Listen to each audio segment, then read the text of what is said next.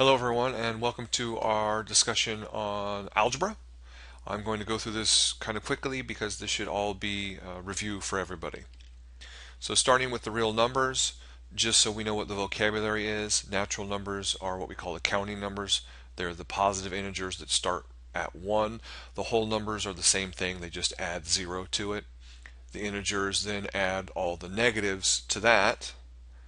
And then the rational numbers are basically everything that we're used to, all of the normal numbers on the number line, except for the irrationals. Those are also on the number line. But basically anything that can be written as a fraction is considered a rational number. So the only thing that isn't a rational number is something that can't be written as a fraction. Things like pi, the square root of 2, right? Any square root that doesn't reduce, any number like pi or e, which we'll be dealing with a lot in calculus. Those are irrationals. All right, properties of the real numbers, you guys all know these. The commutative properties of multiplication and addition just means you can do it in either direction. The associative property, right, just means that you can kind of group in any way that you want. The identity properties, we know that 0 is the additive identity and 1 is the multiplicative identity. A lot of this is just vocabulary.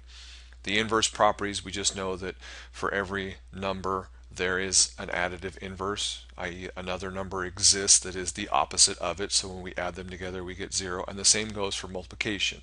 Every number out there has a multiplicative inverse, simply just 1 over that number. Then there's the distributive property. That's a big one. Right? I mean, all the other stuff is just vocabulary, but the distributive property is something that you obviously don't have to have memorized, but you sure need to know how to do it because you're going to be doing a lot of distributing in calculus. Parentheses, of course, we need to remind ourselves when we're dealing with order of operations, what we do first, what we do second, and so on and so forth. You might remember the old acronym of PEMDAS. Please excuse my dear Aunt Sally, and it just means parentheses, exponents, multiply, divide, and these are supposed to be done together, and then add, subtract. So you do everything inside the parentheses, and then inside the parentheses you follow the same rules. So you do parentheses that are inside parentheses first, then exponents, that just means you raise things to powers, next. Then you multiply and divide from left to right. So you do all multiplication and division from left to right working together. So if there's a multiply here and a divide there, and then another divide here and then another multiply there, you work from left to right, you multiply, you divide, then you multiply, right? You don't do the multiplication first and then come back and do the division. Same thing for addition and subtraction. If you have a bunch of additions and subtractions, stuff that's being added and subtracted, you just do all of it from left to right. Okay, that's it. Simple, easy, PEMDAS. Okay, remind yourselves of what inequalities are. You have strict inequalities. These are the strict inequalities, mean that they don't equal. These are the inequalities that have equals in them, right? So it can be less than or equal to. Remind yourself of the notation, interval notation, and what it means. Square brackets means that they can equal those values. Round brackets means that they get asymptotically close, but they never actually equal. Also, if you're graphing it on the number line, know the difference between a solid dot and an open dot, right? Solid dot is the same thing as a square bracket. Open dot is the same thing as a round bracket. Absolute value, of course, we all know that the absolute value just gives us the positive value of whatever is inside of it. More importantly, though, is to remind yourself of what the absolute value function looks like. That it is a V. You'll excuse my horrible drawing skills, but it's a V at a 45-degree angles in both directions. So this half of it is basically the line y equals x, and then this half over here is the line y equals negative x. It's just a -1 slope. And in truth, the absolute value function is a distance function. It gives you the distance from the origin, or really more specifically the distance from a point, because it's supposed to be a minus h, and it gives you the distance from h, and in this case h is 0, right? A minus 0. Alright, polynomials. Just remind yourself of all of the different properties of powers that we know when we multiply, right? We end up adding the powers If we raise something to a power again, that ends up multiplying the powers. If we raise something to 0, that equals 1. All of this stuff stems from the same rule. Why does this work? Well, x cubed times x squared is really 1, 2, 3 x's times 2 more, right? There's 3, and there's 5 of them. That's why it's 3 plus 2. The idea of powers is the same thing, because if you had x cubed squared, that means you have x cubed times x cubed, which is 3 of them here, 3 of them there, and that's why you have 6 of them now. Okay. This a to the 0 equals 1, that's not a special property, that's just a version of the division rule. If you have a to the m over a to the n, that's a to the m minus n, right? If you multiply, you add. If you divide, you subtract. And again, it comes from the same idea that if you have x to the 5th over x cubed, 1, 2, 3, 4, you have 5 of them on top, 1, 2, 3 of them down below, right? And then they cancel. 1, 2, 3 of them cancel, and you're left with 2 on top, and that's why you get x squared. So how does this work?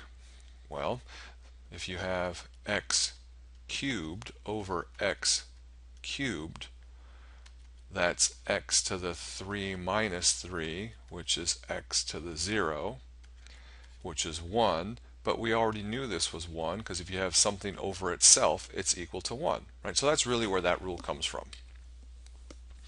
Rules for eliminating parentheses. Really, it's not like you need to memorize these things. This is just the idea of, this is distribution again. This is the distribution rule. We know that if we have, x plus 3 minus y, because there's a plus in front of this, you can get rid of the parentheses and it just goes away. You get x plus 3 minus y. But, however, if you have x minus 3 minus y, you have to remember that you're distributing a minus 1, right? This is basically x plus negative 1 times 3 minus y, and then you're really just doing the distribution rule. So you get x minus 3, but then the minus is where you get the plus y. So that's what all this gobbledygook is trying to confuse you with. Just remember that when you're distributing that minus sign, everything gets multiplied by a negative 1. Okay, factoring. This is more important than most of the other sections because you need to factor a lot in calculus. Do you need to have these things memorized? Heck no. Would it help? Absolutely. Put them in your notes. Have them handy. It saves you time. That's all it is a time saver. You don't have to have them memorized, but it absolutely will save you time if you do have them memorized. So when you know a difference of squares, when you know perfect squares, difference of cubes, all of those things will absolutely help save you time, but they are not necessary. You can always just fall back on your regular skills. What you probably were taught as called foiling first, right? Outside, inside, last. That's what FOIL means. But really just be systematic, because what happens when you have x plus y times x squared plus 2x plus y? Now FOIL doesn't work because it's not a 2 and a 2. But if you're systematic, just take the first thing and multiply it through. So you get x cubed plus 2x squared plus xy, right? It's just x times all those pieces. Then you move on and do the same thing with y.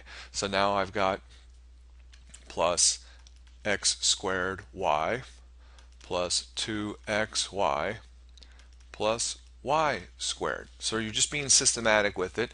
Then you check to see if you have any like terms. Well, there's an xy, there's an xy, so I can put those together.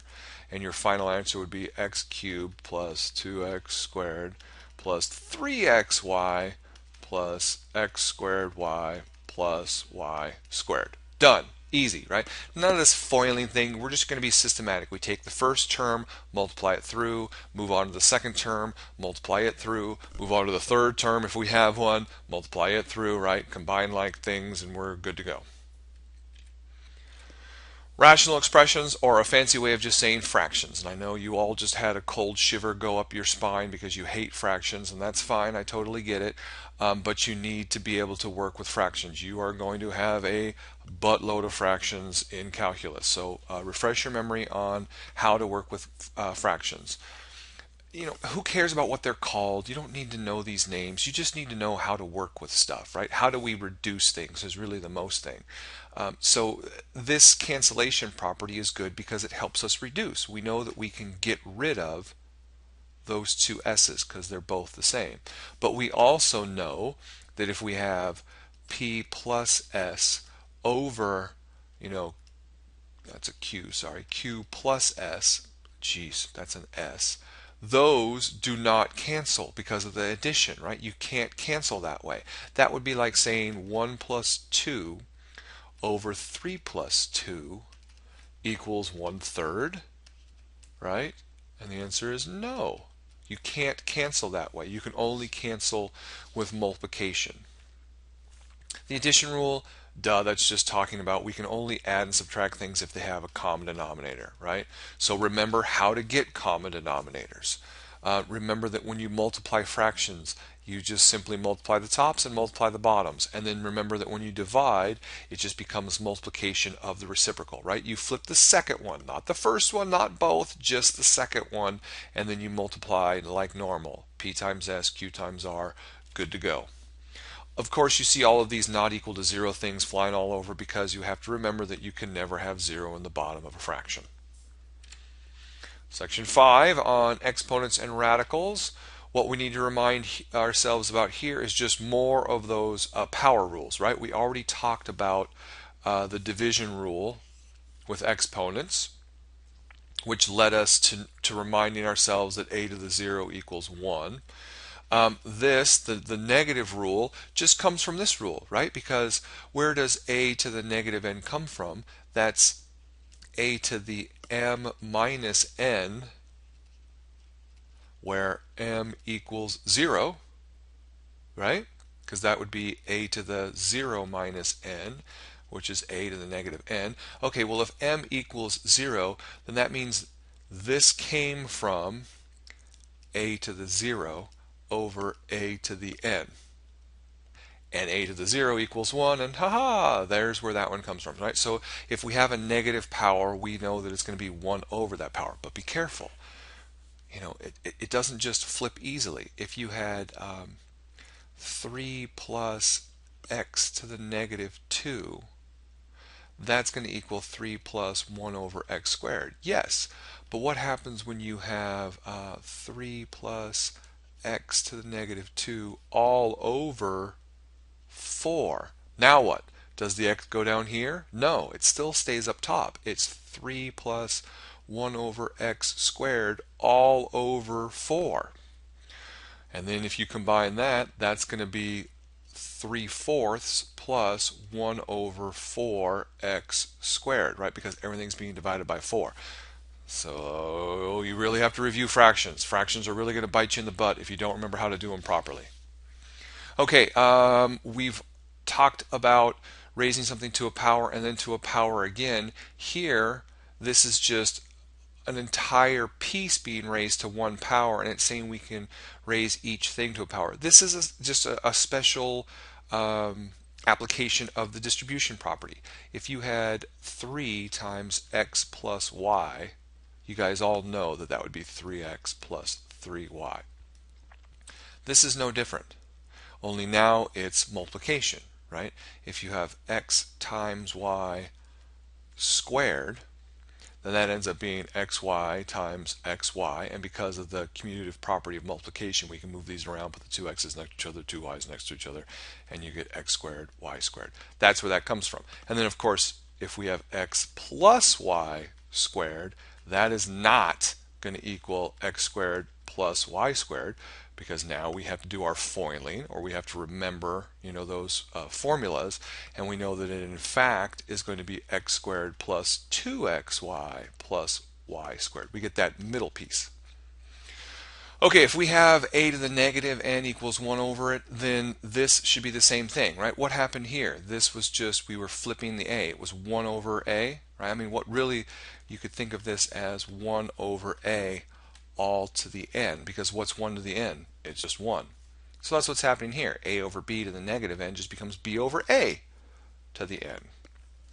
And then if we can kind of distribute this power amongst multiplication, then we should be able to distribute it amongst division. Basically, anything you can do with addition, you can do with subtraction, and vice versa. Anything you can do with multiplication, you can do with division, and vice versa.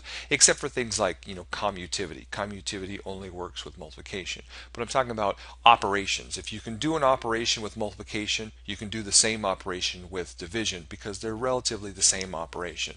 So if you can raise, something to a power here and distribute it, you can do the same thing with division. Okay, some more properties to remind ourselves. We've already seen most of these, if not all of these. Is just kind of summing them all up.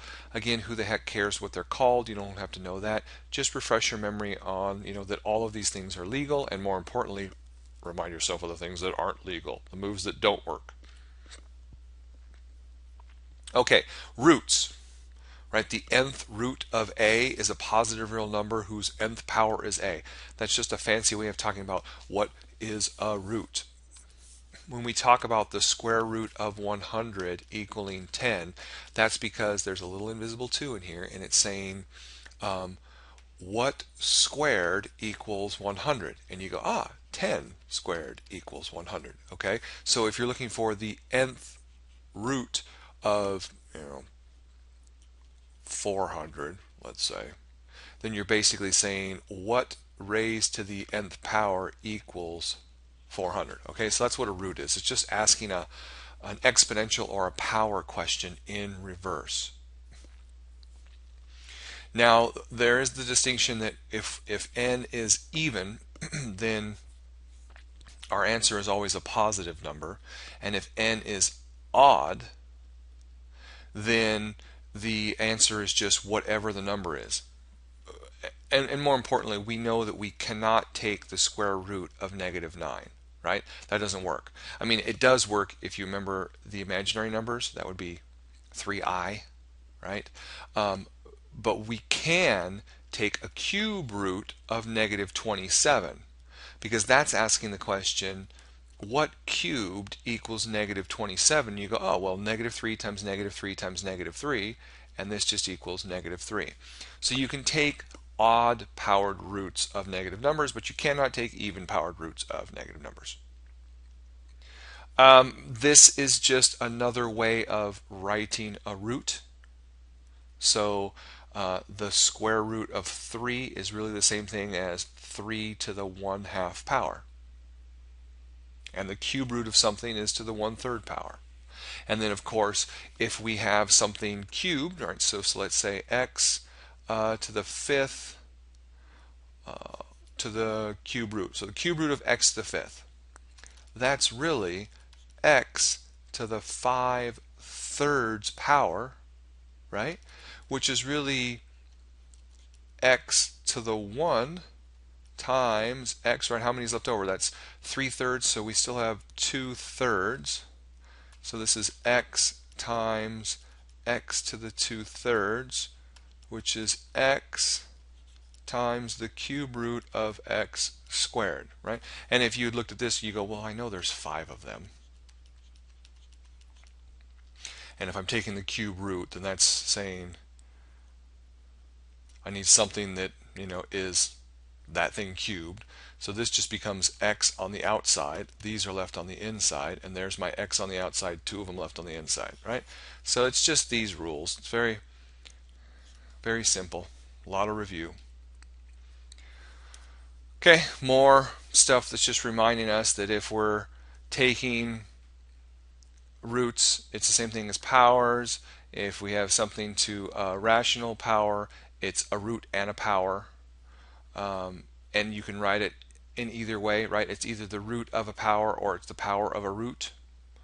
When we take a power and a root that are the same number, they should undo each other, but you have to be careful because If n is even, we only get positive numbers out of it, so we're getting the absolute value of whatever a was. But if n is odd, we can deal with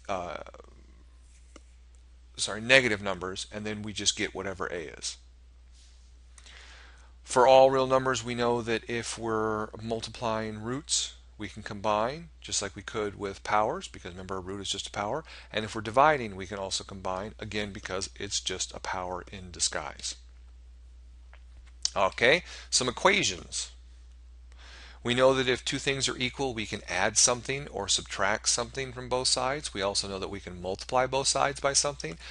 It says c can't equal 0. Well, that thing would still be equal if we multiplied both sides by 0. We would just have 0 equals 0. So it's not so much that it can't equal 0. It's just if you do multiply by 0, you've pretty much wiped everything out, and it's kind of a stupid thing to do because now you just have 0 equals 0 and you've lost all nuances to your equation.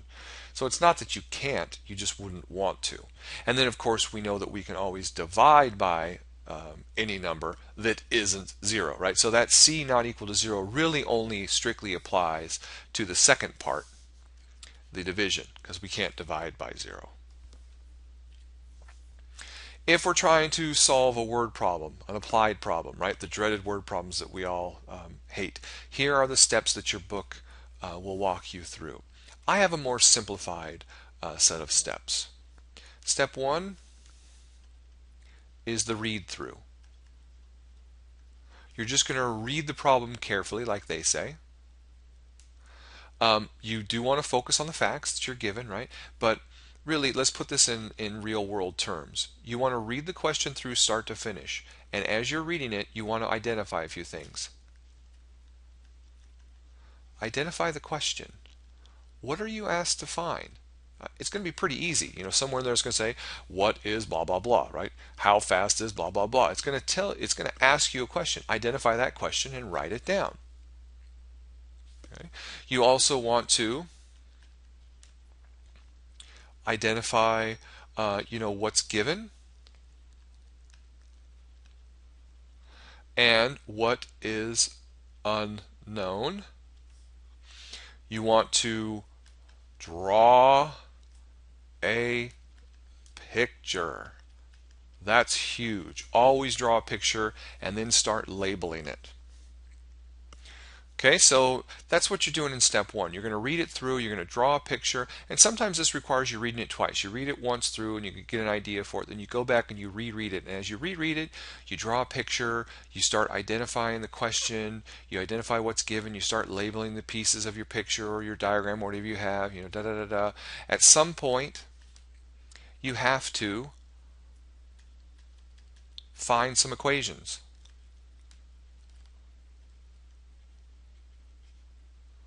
They're going to give you some information, and they better result in some equations, because you're going to have to solve for something, and in order to solve for something, you have to have an equation. Once you find your equations, usually one of them is hidden. And what I might mean by hidden is, one is pretty obvious.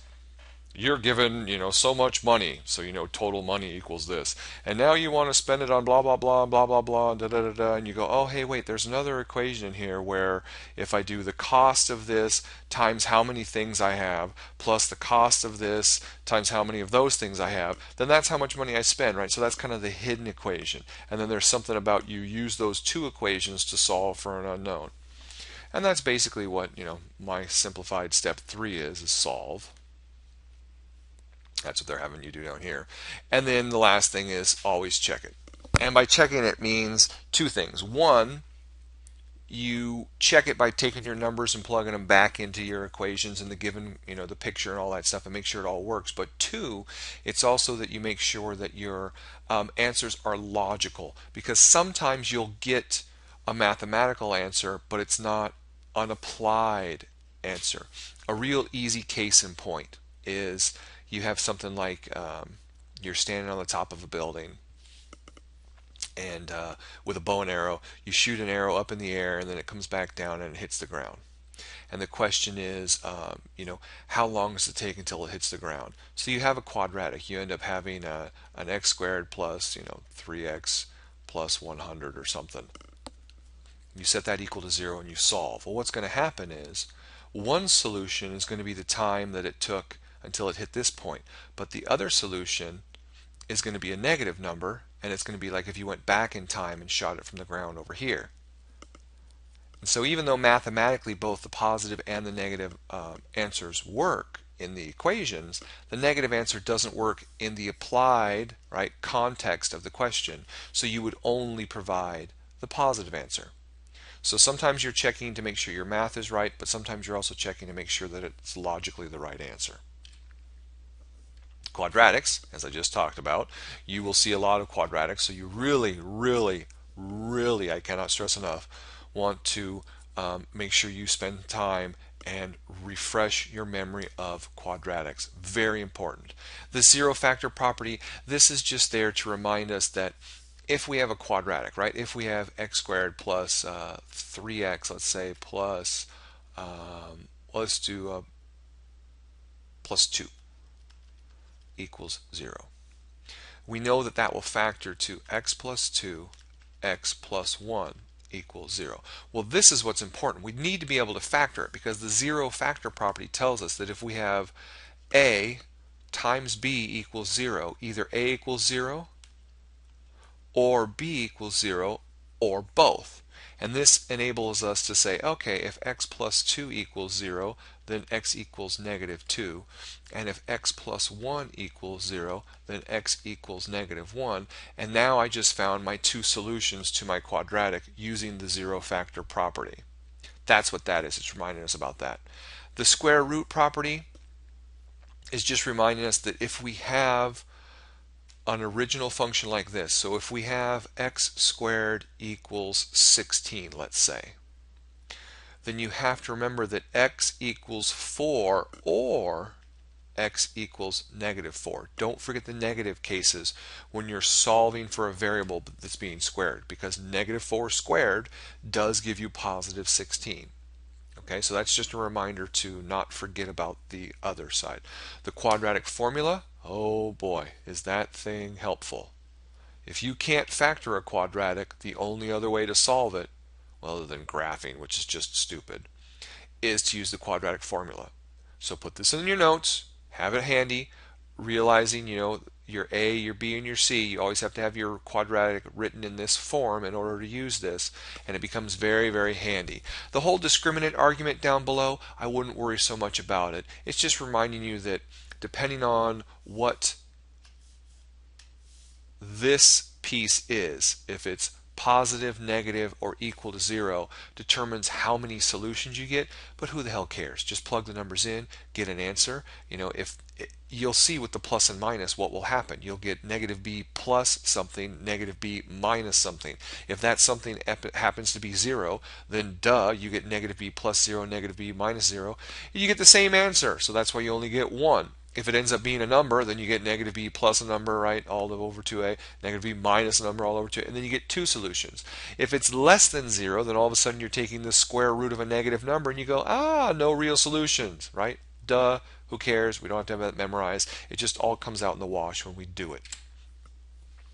Last but not least, the Pythagorean theorem, also very helpful in calculus because there's going to be a lot of things where you're dealing with forces on angles and things going at different angles, and you just have to remember that anytime you can create a right triangle, you get this lovely Pythagorean theorem. Please do not forget that c squared is always the hypotenuse, right? That's the biggie. Who cares what a and b are? Those can switch places. You can let a be the horizontal and b be the vertical. That will never make any difference, but c must always be the hypotenuse.